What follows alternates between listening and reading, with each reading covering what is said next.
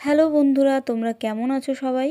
এই দেখো, সকাল থেকে অঝোরে বৃষ্টিই পড়ে যাচ্ছে। তার মধ্যে অনেক কষ্ট করে স্টেশনে পৌঁছেছি, আর বাকিদের মতো স্টেশনে আমিও দাঁড়িয়েছিলাম।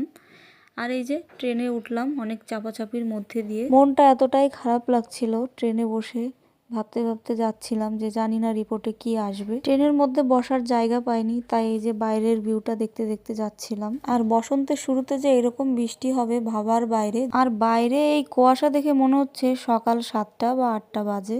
বাইরের ভিউটা বেশ ভালোই লাগছিল, প্রত্যেকটা গাছের পাতা ভেজা।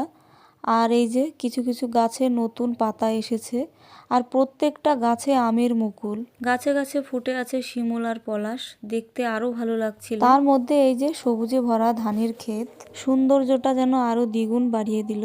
চারপাশের প্রকৃতি দেখে ইচ্ছে করছে কোথাও গিয়ে কয়দিন ঘুরে আসি। অসুস্থতার কারণে এই মুহূর্তে কোথাও যেতেও পারছি না।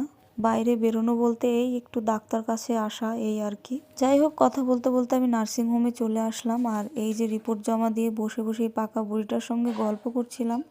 কিছুটা আমার দিদির মেয়ের মতো দেখতে ছিল। আর প্রেশার মাপালাম, ডাক্তার দেখালাম, ওষুধ নিলাম। তারপর আর কি, এই যে প্রতিদিনের মতো ট্রেন ধরে বাড়ি ফিরছি। তো ভিডিওটা কেমন লাগলো সকলে জানিও, আর ভালো থেকো সবাই।